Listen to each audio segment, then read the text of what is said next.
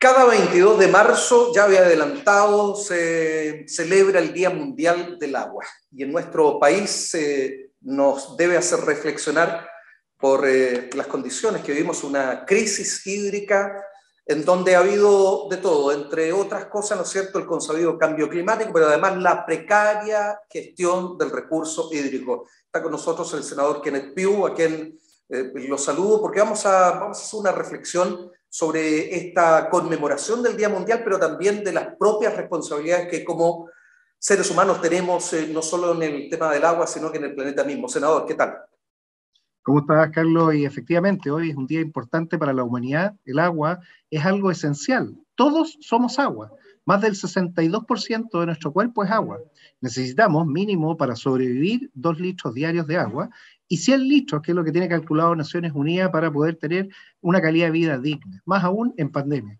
Por lo tanto, el agua es esencial, es necesaria, tiene que estar garantizada y la prioridad primero son las personas. A ellas tenemos que llegar con agua siempre. Ahora, la legislación de alguna u otra manera se ha hecho cargo de esto, del derecho al uso del consumo humano, pero parece que necesitamos más, ¿no es cierto? Por supuesto, se necesita mucho más. Aquí se avanzó y está en espera de ser promulgado como ley el nuevo Código de Agua. Hoy Sí. día lo conversaba con el ministro Giorgio Jackson, porque le pedimos al presidente Boric que él sea quien lo firme. Y así vamos a tener regulado algo que es bien importante. Nosotros tenemos que entender que el agua cambia solo su condición. El agua no se acaba, el agua, probablemente el agua dulce, que es la que más buscamos, aumente si es que se parten produciendo los de hielo en el Polo Norte y en el Polo Sur. O sea, agua hay, no se sabe de dónde viene, es un tema no menor, si fue un meteorito que cayó con agua o si se formó cuando se formó la Tierra, pero el agua se transforma de líquido del mar a estado gaseoso, sale finalmente y cae nuevamente en estado líquido como lluvias, y esas son las que recogemos, y ese ciclo se mantiene permanentemente, entonces el agua se netea en lo mismo. Claro, Tenemos que cuidarla y tenemos que conservarla. a propósito de lo mismo, tenemos grandes responsabilidades como sociedad porque somos de una cultura desechable. Es decir, el agua que pasa por las aguas grises, ¿no es cierto?, van finalmente a las cámaras y en muy pocas casas, me imagino, tal vez allí hay una deuda, tanto como el aprovechamiento de la energía solar, y aquí, o las exigencias a las constructoras para poder disponer de elementos que permitan reconvertir el agua y reaprovecharla, por ejemplo. Mira, ese tema que tú tocas es un tema esencial porque todos quienes pagamos en una boleta por el agua, la mitad es el costo del agua, el poder transportarla para llegar al lugar. A ti te podrían regalar el agua en el piso 0, pero hay que subir al piso 25 todos los días. O sea, el llegar con el agua es un tema.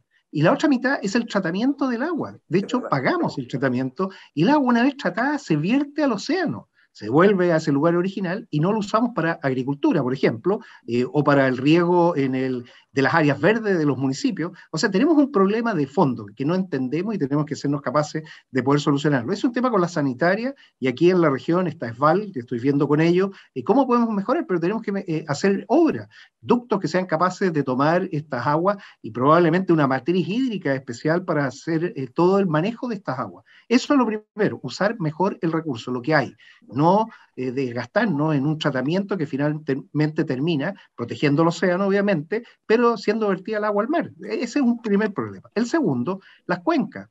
Chile tiene 101 cuencas hidrográficas a lo largo de las 16 regiones. Si dividimos, deberían ser 6 en la región. Tenemos 8.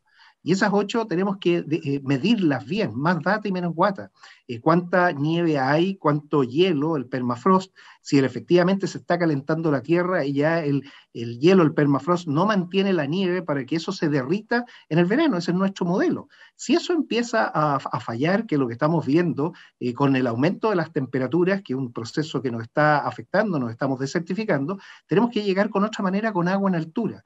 Y esa única forma es probablemente desalando o optimizando, y así, ojo, conectar con algo que es bien importante. El agua en altura tiene energía potencial que al bajarla podemos tener centrales eléctricas de paso y generar no solo el agua que la necesitamos, esencial, sino que también electricidad. Y quizás con el costo de la electricidad a la venta, tú financies el modelo. Tenemos tecnología, el mundo, hay países completos, especialmente en el Medio Oriente, Israel quizá un ejemplo, que viven del agua que sale del mar y se integra el valor del costo del agua a la producción de exportación agrícola que tiene el país. El agua también desalada se puede usar para agricultura. Todos esos elementos son los que tenemos que dejar de pelearnos por la propiedad del agua, porque finalmente el agua, ya vimos, se va cambiando de estado, nadie se queda y nadie se consume o extingue el agua siempre va a estar, pero tenemos que ser mejores en la eficiencia, en la gestión hídrica. Sí. Y ese es el desafío, sí, lograr llegar con agua. Cuando hablamos de crisis hídrica y en particular la que vive nuestro país, recordad que tenemos en promedio 100 milímetros en el año, cuando antes el promedio eran 300 milímetros. Es decir, nótese allí la situación. Siempre se responsabiliza a la agricultura, el 80% del consumo, o a las mineras. Pero aquí nosotros tenemos como seres humanos, como ciudadanos y ciudadanas que utilizamos el agua día a día, tenemos también una gran responsabilidad. Me queda 1 minuto y medio para cerrar y se lo dejo, senador. Bueno, hoy es el Día Mundial del Agua. Quizá la mayor importancia es crear la cultura del ahorro del agua. Tal como ahorramos para las pensiones, y por eso tenemos que ahorrar y no sacar nuestro dinero, necesitamos después tener ese recurso. No tener una pensión adecuada es como tierra sin agua. El agua se puede guardar y, lo que es más importante, preservar. ¿Qué es lo que yo espero? Que ojalá como región seamos capaces de tener un acuerdo político amplio de todos los partidos para entender que este es el tema prioritario de la región y asignar las obras que sean necesarias. Yo creo la matriz hídrica, llegar con esa matriz hídrica a lo más alto que podamos para también después generar la capacidad de almacenamiento de agua, pero generación eléctrica. Si logramos ese acuerdo político, vamos a ser capaces de salir como región adelante y no seguir peleándonos por este tema que lo único que nos hace es desgastar. El agua es esencial, es necesaria, hay que garantizarla. Todos somos agua, todos, cada uno, y por eso cuidemos el agua y sepamos la importancia que tiene para nuestras vidas. Ahora, lo último, 10 segundos. Este acuerdo político también demanda recursos.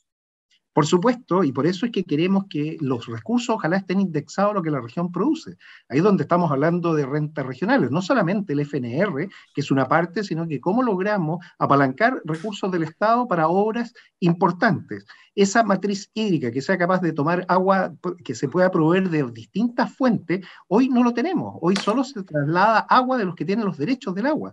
Pero si podemos juntar más agua, por ejemplo, esta agua que estamos vertiendo al mar, ¿cómo lo hacemos para llegar con esa agua y darle otro uso? Bueno, cambios legales, por supuesto, gestión, por supuesto, inversión también. Todo lo anterior. Ese es el acuerdo que tenemos que tener en la región. Senador, quedamos comprometidos para una próxima oportunidad. Gracias por habernos acompañado hoy.